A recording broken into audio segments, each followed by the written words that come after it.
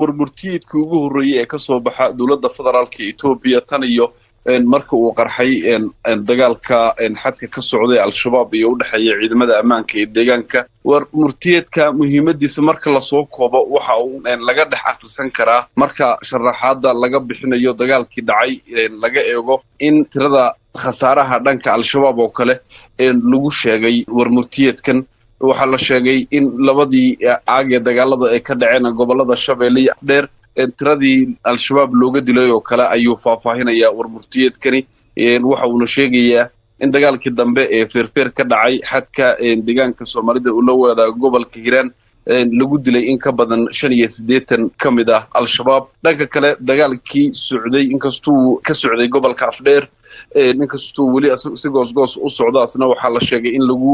dilay ama lagu laayay al-shabaab tiradeedu waa kor u dhaafayaan 209 sidoo kale warmurtiyeedka waxaa lagu sheegay in isgaarsiintii waaweyneed ay ku xidhiidhayeen al-shabaab soo gudubtay in 4 ayagoo ah 3 ka mid ah gacanta lagu dhigay marka warbixinta sidoo kale waxaa lagu sheegay wadaqiixiisa in al-shabaab damacoodu uu ahaa in ay ka gudbaan ceelkari markaanay usii gudbaan dhulka joogiisa sarreeyo ceelkari ka bilaabmaya ee isku xira deegaanada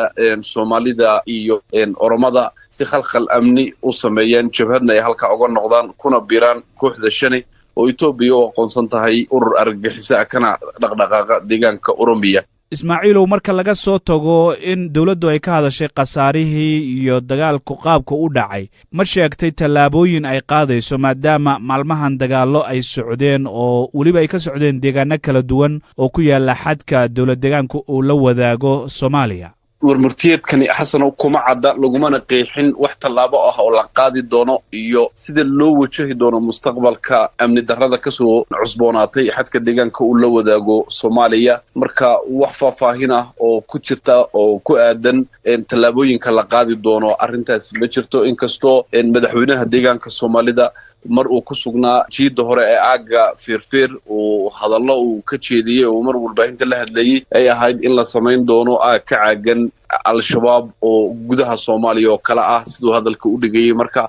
laakiin dawladda federaalka ah wali warmurtiyeedkeedan waa kii ugu horreeyay ee ka soo baxa tan iyo sidii howlgalladan ay u bilowdeen ma jiro ugu dambeyntii bal ka waran hadda xaaladda deegaanadii dagaaladu ay ka dhacayeen ee gobolada Afdheer iyo Shabeelle sida dad goobahaasi ku sugan gaar ahaan gobolka Afdheer degmada Qooxle iyo degmada kale ee gobolka Shabeelle cadaad la yiraahdo waxay ii sheegayaan dhulalka miyiga ah in isku horimaadyo gaagaaban ay ka dhacayaan oo u dhaxeeyo ciidamada xogaga amniga ee deegaanka sidoo kale waxaa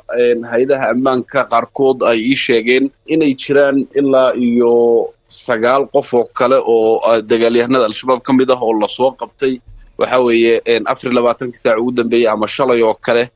maalintii ka soo horeysay tira waxa weeye intaas oo kale in la soo qabtay tirada dadkaasi al-shabaab ka la soo qabanaya ee maxaabiista dagaal noqonaya waa dad sida hay'adaha ammaanku ay tilmaamayaan ahaa firxadkii al-shabaab kadib markii dawladdu ay sheegtay in la soo afmeeray wajigii koobaad ee howlgalka laakiin weli waxaa jira in intaas ay ku ekeen laakiin maalin walba goobo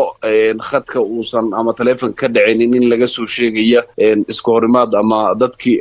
al-shabaabtii lagu daba jiray oo halkaasi looga daba tegay marka waa dhul buuraley ah